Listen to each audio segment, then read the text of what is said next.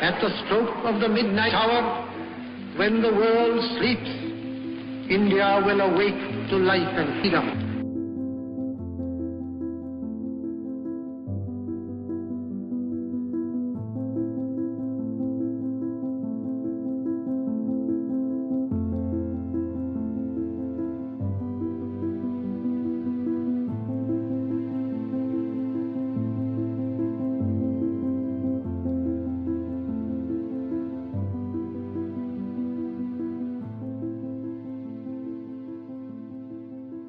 क्या आप सोच सकते हैं कि आपके घर में लगा हुआ बिजली का मीटर किसी के लिए दुनिया का सबसे खूबसूरत तोहफा हो सकता है, या फिर आपके घर में रोज़ाना इस्तेमाल होने वाली केतली किसी के लिए दुनिया की सबसे कीमती चीज़ हो सकती है।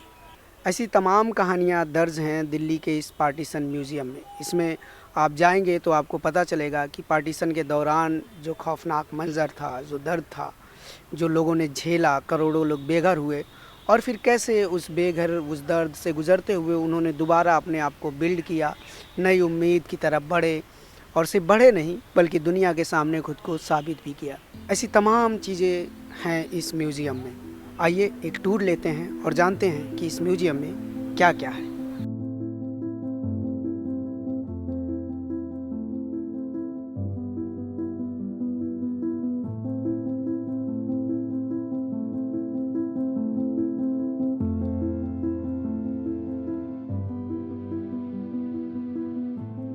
म्यूजियम की पहली गैलरी का नाम दिया गया है स्वतंत्रता और विभाजन। इस गैलरी में दोनों चीज़ें बताई गई हैं कि वो कौन से फैक्टर थे जो जिससे देश आज़ाद हुआ, और साथ ही वह कौन से ऐसे फैक्टर थे जिनकी वजह से देश का विभाजन हुआ। इसमें तमाम फैक्टर, उनकी थोड़ी सी हिस्ट्री बताई गई है, और फोटोग्राफ्स के ज़रिए और उस दौर के जो लोग थे वीडियोग्राफी के ज़रिए उनको एलईडी पर बताने की कोशिश की गई है। और इसमें चाहे वो बंगाल का विभाजन हो, द्वितीय विश्व युद्ध हो, आज़ाद हिंद फौज का गठन हो, कैबिनेट मिशन का हो, सत्ता का हस्तांतरण हो, और जो लास्ट में आकर जब ये हुआ कि भारत को 2 टुकड़ों में करना होगा, जिसके लिए सीमा आयोग बना और रेड क्लिफ लाइन जो बनाई गई, वो सारी चीज़ें यहाँ पर बताई गई हैं।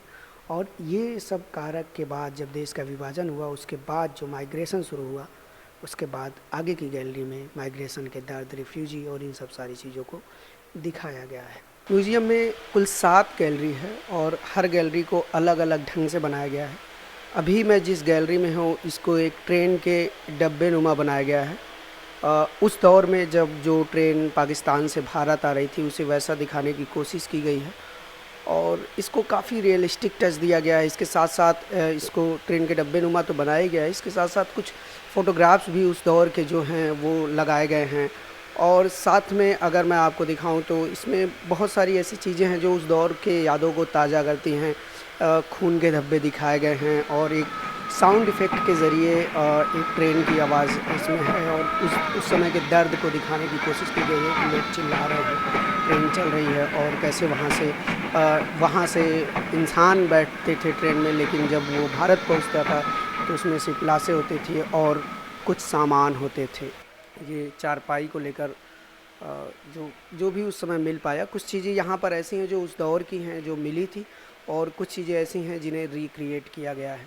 इन गैलरीज़ को बनाते वक्त इस बात का भी ध्यान रखा गया है कि वो सारे एक क्रम में हो, एक सीरियल में हो। सबसे पहले पार्टीशन का दर्द कि लोग कैसे पाकिस्तान से यहाँ पर आए, उनके साथ किस तरह के हालात हुए।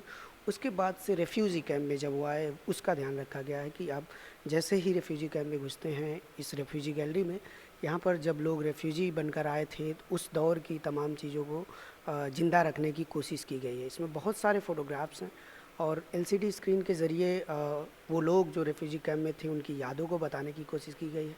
साथ ही रेफ्यूजी कैंप भी बनाया गया है ताकि ये रियलिस्टिक लगे, और उस दौर के कैसे एक पूरा परिवार जो पहले अपने घर में था, रातों रात एक फ़ैसले के बाद वह एक रेफ्यूजी कैंप में रहने को मजबूर हो गया, और रेफ्यूजी कैंप के दौरान वो किस तरह की दिक्कतों का सामना करते थे, क्या क्या त्रासदियाँ थी, और कितनी भीड़ थी, कितने लोग थे, ये सब कुछ दिखाने की कोशिश की गई है। बहुत सारे फ़ोटोग्राफ्स हैं यहाँ पर, सैकड़ों की तादाद में फ़ोटोग्राफ्स हैं, और वो हर एक फ़ोटो अपने आप में एक कहानी बयां कर रही है, एक दर्द बयां कर रही है।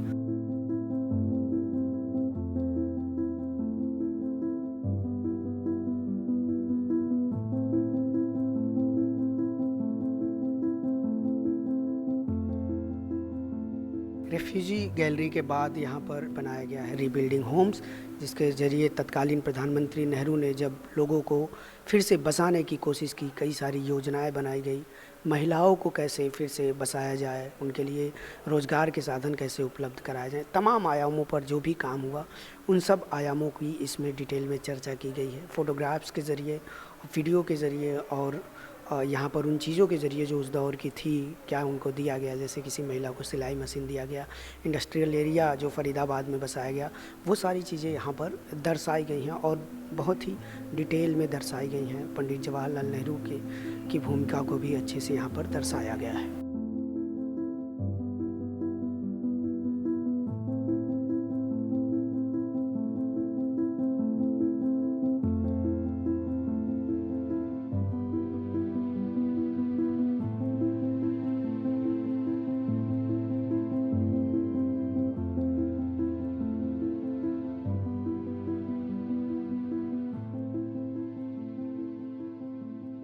पुनर्वास गैलरी के बाद है रीबिल्डिंग रिलेशनशिप गैलरी। इस गैलरी में ये बताया गया है कि कैसे जब कोई अपने घर से छूटता है तो सिर्फ उसके घर नहीं छूटता, बल्कि उसकी एक पूरी कम्युनिटी छूटती है, उसका समाज छूटता है, उसके आसपास के रिश्ते छूटते हैं। लेकिन जब वो दोबारा से फिर से उनका पुनर्वास हो गया तो वो फिर कैसे अपनी कम्युनिटी बनाते हैं, रिश्ते बनाते हैं। रीबिल्डिंग रिलेशनशिप वाले पोर्शन में ही एक हिस्सा उस दौर के सिनेमा और साहित्य को भी डेडिकेटेड किया गया है। उस दौर के साहित्य को, चाहे वो मंटो हों या फिर उस दौर की फ़िल्में हों, जैसे कि आप देख सकते हैं कि जो फ़िल्में उस दौर की थी, जो लोगों को एक करने और लोगों के रिश्ते बेहतर बनाने का भूमिका निभा रही थी, चाहे वो साहित्य के माध्यम से या सिनेमा के माध्यम से, उसको भी इसमें दिखाने की कोशिश की गई है और उस दौर के सिनेमा और साहित्य को भी दर्ज किया गया है।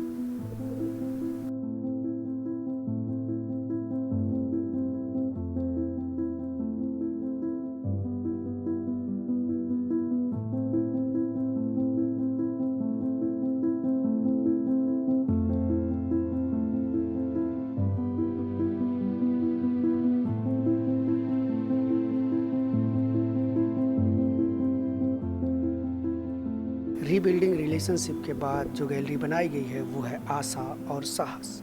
इस गैलरी में यह दिखाने की कोशिश की गई थी कि तमाम दर्द झेलने, परिस्थितियों से जूझने के बावजूद जो लोग भारत आए, उन लोगों ने भूतकाल की तरफ देखने के बजाय भविष्य की तरफ देखा और तमाम चुनौतियों से लड़ते हुए खुद को स्थापित किया, चाहे वो साहित्य हो, कला हो, विज्ञान हो।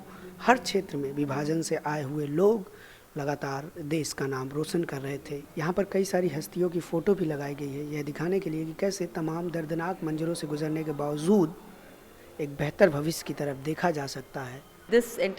The partition museum in Delhi is, the museum is based on the people of Delhi and is more Delhi focused. The entire museum is built on donations from families, partition survivors, or anyone who has a partition story in their family, of objects, as well as records, as well as memories. Actually इसको बनने में almost 3.5 years लगे हैं। इसकी research team ने पूरा माने 3 to 4 years से काम किया है। इस म्यूज़ियम में जो सबसे खूबसूरत बात मुझे यह लगी कि यह म्यूज़ियम आपको सबसे पहले उस दर्द, उस त्रासदी से लेकर जाती है, फिर उम्मीद की तरफ लेकर जाती है और ये बताने की कोशिश करती है कि तमाम दर्द, तमाम पीड़ा और तमाम त्रासदियों के बावजूद भी इंसान के पास हमेशा बेहतर करने, भविष्य की ओर देखने और भविष्य को दुनिया के लिए बेहतर बनाने की गुंजाइश बची रहती है। न्यूज़ लॉन्ड्री के लिए अनमोल प्रीतम, दिल्ली। मीडिया से आपकी सबसे बड़ी शिकायत क्या है? यही ना कि वो आपकी बात नहीं करता, आपकी खबरें नहीं दिखाता। इसका इलाज ये है कि मीडिया में आप इन्वेस्ट करें ताकि मीडिया आपकी बात करे। सब्सक्रिप्शन आधारित मीडिया इसका जवाब है। hindi.newslaundry.com पर जाएं, न्यूज़ लॉन्ड्री को सब्सक्राइब करें।